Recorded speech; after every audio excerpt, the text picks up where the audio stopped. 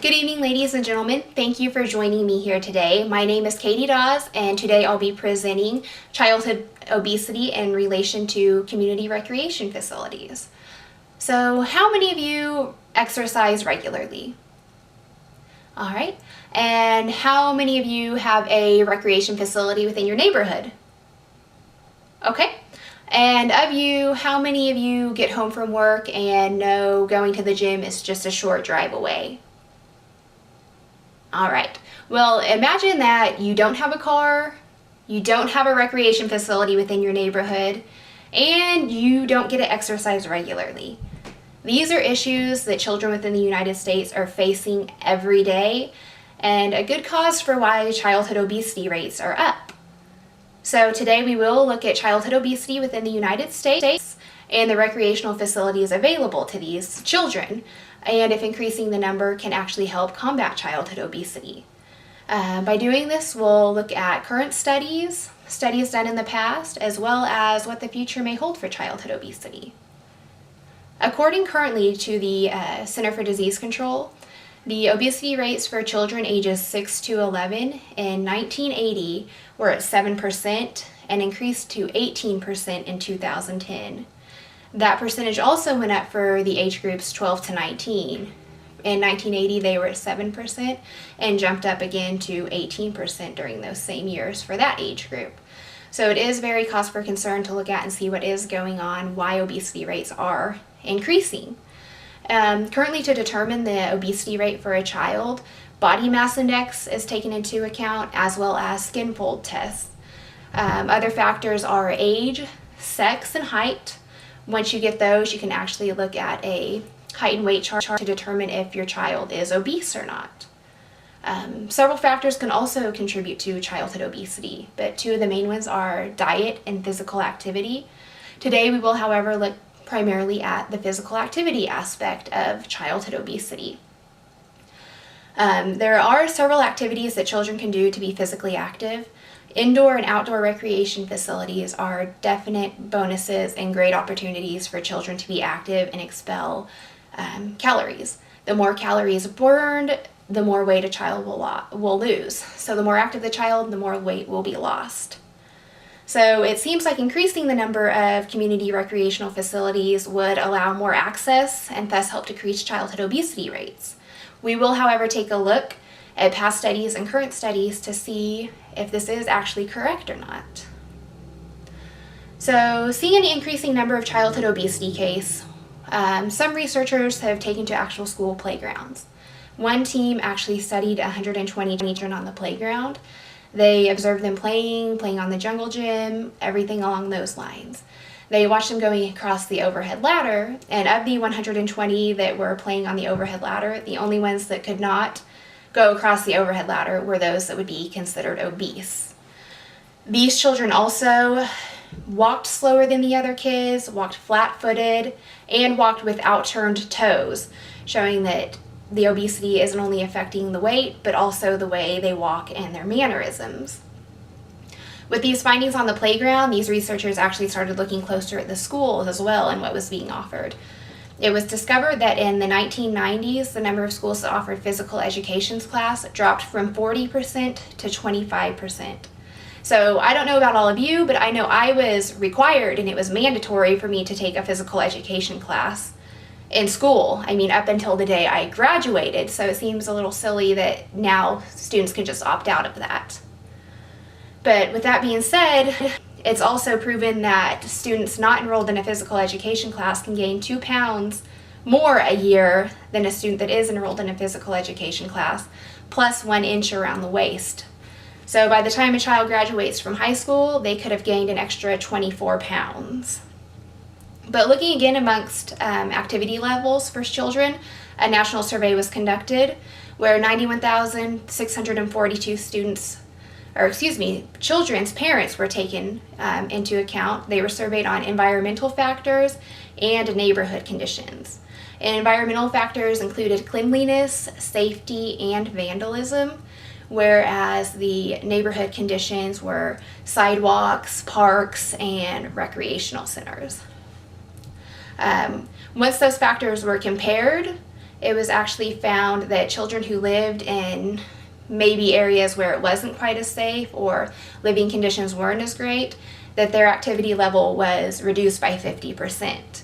Whereas children who were in the less health promoting areas that may have had facilities, or that may have had clean facilities, everything along those lines, but didn't offer recreation centers, they were actually 61% less likely to be physically active.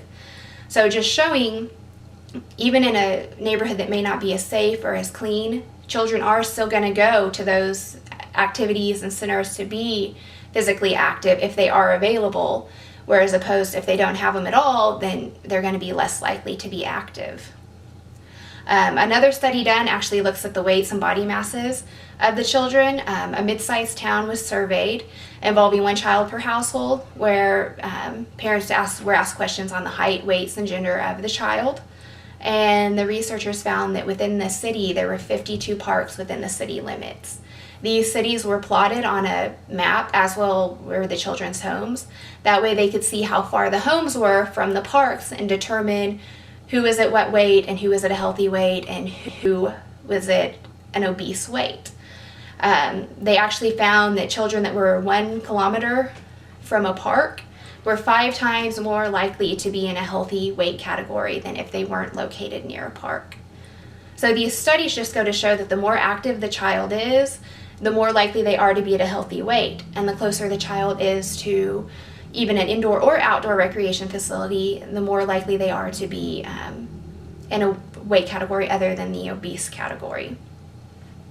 And though these studies looked at, body mass, weight, activity levels, and where children were located from recreational facilities, none of them actually put them all together. One study has recently moved in that direction, though. This study focused on access to recreation centers and assistance in exercise and eating healthy. 46 obese children were taken into account. They all matched or were very closely matched in their weight, height, gender, everything along those lines to keep the study as unbiased as possible. So these children had their body mass index taken, body fat percentage, as well as their weight taken at the first of the experiment. And they were divided into 2 groups. The first group consisted of 24 children and was considered an intervention group. This intervention group was given instruction on how to eat healthy, exercising. They were given seminars on childhood obesity. They were also active. They participated in twice weekly exercise programs conducted by professional coaches, and they were also instructed to do at least 45 minutes of outside of class exercise on their own. This group was the intervention group, whereas there was a second group of 22 students or children, which was the control group, who were told to exercise 3 times a week on their own. Under no supervision, they weren't given any assistance while exercising. They weren't offered any classes or any access to an actual recreation facility. So after the 3 months of this experiment or this study went on, the results were as followed. The intervention group had a significant decrease in body weight from 63.9 plus or minus 19.1 kilograms to 61 plus or minus 18.3 kilograms. A decrease in body mass index from 28.5 plus or minus 4.1 kilograms per meter squared to 26.9 plus or minus 3.9 kilograms per meter squared, and a body fat percentage decrease from 40.2 plus or minus 7.3% to 36.9 plus or minus 8%. While the numbers all decreased in the intervention group, there were large increases in body weight from the control group, from 63.4 plus or minus 2.8 kilograms to 64.5 plus or minus 24.1 kilograms. And body fat percentage also increased from 40.7 plus or minus 7.9% to 42.2 plus or minus 9.9%. Among the control group, BMI, or their body mass index, did hardly change. It started at 27.8 plus or minus 5 kilograms per meter squared and went to 27.6 plus or minus 5.6 kilograms per meter squared. And those were the results of that study. California, however, did another study as well, where they took 12 communities and collected data from 3,173 obese children aged 9 to 10. These children were followed for 8 years. Their body mass was measured annually by a professional team who did the calculations correctly. And researchers looked at recreational facilities from 500 meters to 10 kilometers from their homes. These distances were considered what would be called either a walking or biking distance for a child. The 500 obviously would be more of your walking distance. The 10 kilometers would be more of the biking distance for a child. The recreational facilities they also considered in there had to offer programming for children 18 and under. Otherwise, they did exclude it from there. They wanted to make sure it did target young children to help any physical activity they may encounter. The research from this study actually showed that over the 8 years' time, that females' body mass index on average went down 0.1 kilometers per meter squared.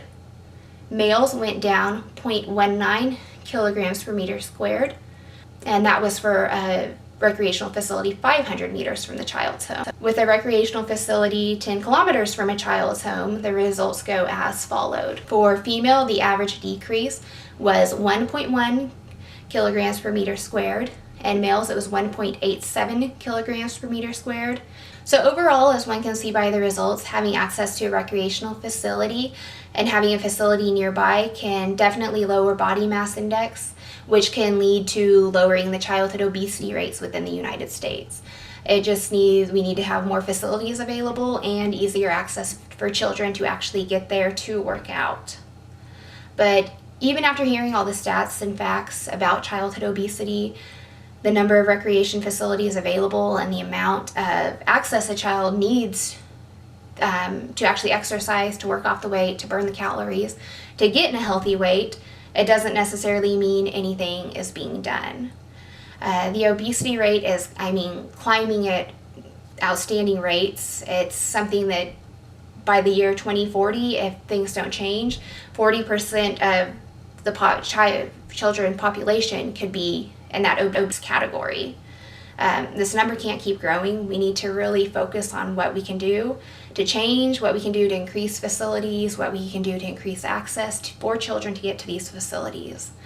But with that said, the United States is currently in a recession. It seems like budget-wise, more and more facilities are being closed. People's jobs are being eliminated, or hours are being cut back at these facilities. So when children can get there, they aren't getting proper instruction on what they need to do, how they need to be doing it, or anything along those lines. But if these facilities keep being dropped or cut out, buildings being shut down, we need to at least look at access for children. If they're not going to be there, then we need to start creating more pathways, like walkways, bikeways, anything they can get on to have a safer route to the recreational facilities. It's something that may not cost as much money as building a new recreation facility, but it's something that will allow the kids to get to one that's already standing. Public transit could also be utilized, allow more bus stops or easier access for children to use the public transportation system. And if these aren't possible, then I think the schools really should start looking into, again, making physical education classes mandatory to all students rather than letting them pick and choose what they want to do. Because if they're not getting the exercise outside of class and don't have the access, then the schools really need to start working with the children to get them back into a healthier weight. Also, people in general need to start seeing childhood obesity just as a disease rather than just something that's going to come and go. Childhood obesity can bring on emotional, physical, and just medical and financial strain that people don't often see. Obese children are often picked on at school and teased for being overweight, maybe not being as fit as some of the other kids in class, which can lead to depression and just emotional issues that your child may face. The physical, actual illnesses can be brought on by obesity as well, such as diabetes, cardiovascular issues, high cholesterol, high blood pressure, and these can actually carry over into adulthood for most people. The more medical conditions a person has, the more medical bills a person will have. Insurance premiums can go up. It can be a tremendous financial strain on people, which could actually carry over onto the United States as a whole. So oftentimes people don't look at what can be brought on from childhood obesity, that many other things can actually go along with it. But overall, as you can see with the studies I've discussed today, increasing the number of community recreation facilities really can help combat childhood obesity. It gives children a way to be physically active. It gives them more access to exercise and people who can help. So as long as they have a way to get there, biking paths, walking paths, a place close to home that they can get to, even a class offered by school, it's really going to benefit them by letting them be more physically active and burn more calories to drop the weight and the body fat and lower their body mass index.